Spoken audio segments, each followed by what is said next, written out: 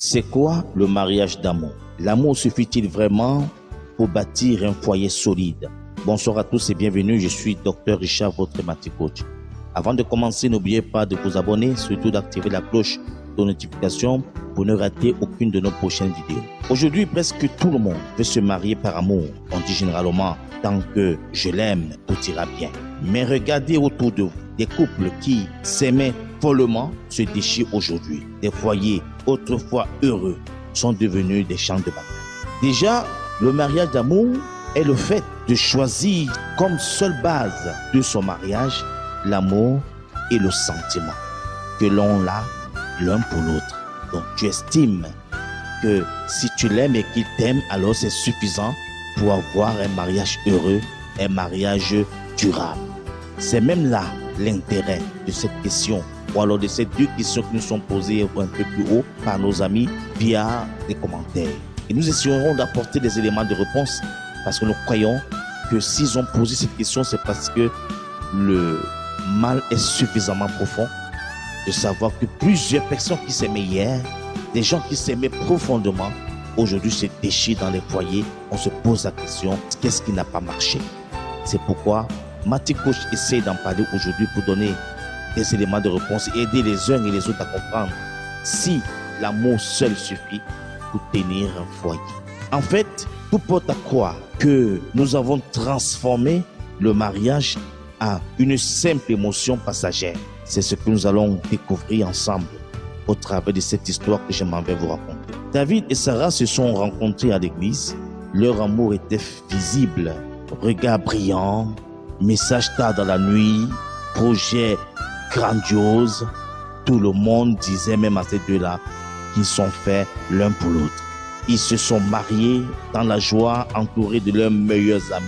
Et sauf que 6 mois après, la réalité les a rattrapés. David a rapidement découvert que Sarah était très sensible. Sarah, elle, à son tour, a découvert que David parlait peu et fuyait les conflits.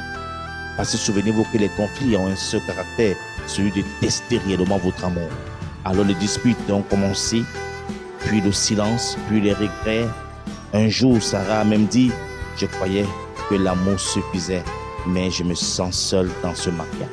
En fait, ce n'est pas qu'ils ne s'aimaient plus, c'est qu'ils ne savaient pas comment aimer dans la durée. Le problème du mariage d'amour moderne, ce n'est pas l'amour.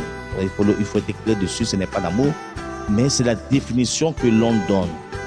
Aujourd'hui, on confond souvent l'amour avec l'émotion, avec l'attirance, avec le plaisir et même avec des frissons qu'on peut ressentir sur le corps. Mais ces choses sont instables et elles montent et puis elles descendent. Vous voyez que c'est des choses qui ne peuvent pas rester fixes. Ces choses-là ne sont pas là pour rester stables et c'est ça le problème. Parce qu'elles passent leur temps à monter et à descendre.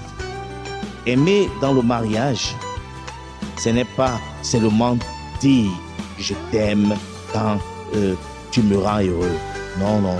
C'est pourquoi on n'aime pas simplement parce que tout va bien. On n'aime pas seulement parce que l'on se sent à l'aise. C'est pouvoir aussi dire une chose. J'ai choisi de t'aimer, même quand tu me déçois. Donc tu choisis d'aimer ton partenaire, même quand tout va mal. Donc je choisis moi de t'aimer. Je choisis de t'aimer davantage, même quand tout va mal, même quand tu me déçois. Le mariage d'amour devient dangereux quand on refuse de se transformer en fuyant les responsabilités. Parce que vous voyez, il y a des responsabilités qui engagent les deux parties. Alors quand on les fuit, alors le mariage d'amour devient dangereux à ce moment-là. On pense que l'autre doit combler tous les manquements de l'autre. C'est ça le problème. On pense que l'autre doit combler tout ce que j'ai, tous les vides que j'ai, tous les vides que j'apporte. C'est l'autre qui doit les combler. Mais non, ce n'est pas ça. Vous comprenez? On quitte dès que l'émotion baisse, dès que le sentiment baisse, dès que le frisson disparaît, alors on fuit le mariage, on fuit l'engagement. Et c'est ça le drame.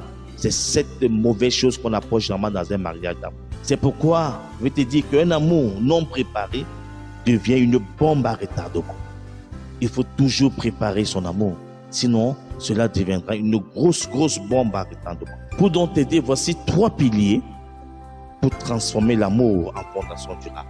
Alors, pour que le mariage d'amour puisse tenir, il faut que ces 3 piliers soient disponibles. Si tu peux les respecter, alors je peux te garantir que tu auras un foyer de qualité. Déjà, le premier pilier, c'est la connaissance. Apprends à connaître l'autre au-delà du romantisme que celui-ci propose. Apprends à connaître son caractère. Apprends à connaître ses blessures et surtout ses attentes. Parce que tu dois savoir qu'il y a les attentes que tu dois vraiment couvrir.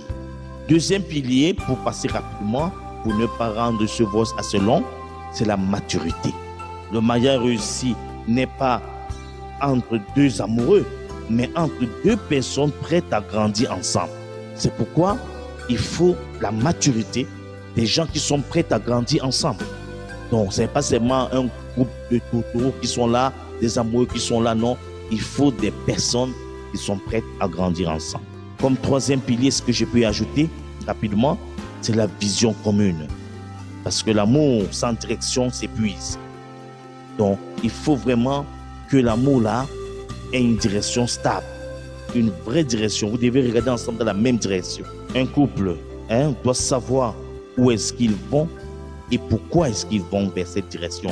Nous devons garder à l'esprit que regarder dans la même direction est capital pour faire tenir notre foyer. Le mariage d'amour n'est pas une erreur, il faut le dire clairement, mais l'amour seul ne suffit pas.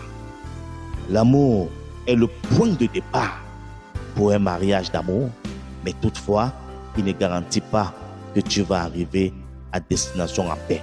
C'est pourquoi les piliers cités un peu plus avant t'aident à rendre un mariage d'amour un mariage aussi solide que le roc.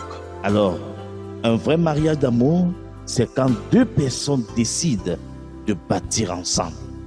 Même quand l'émotion se tait, même quand l'émotion s'en va, même quand l'émotion tarit, les 2 personnes décident de bâtir ensemble. C'est là que commence donc réellement le vrai amour.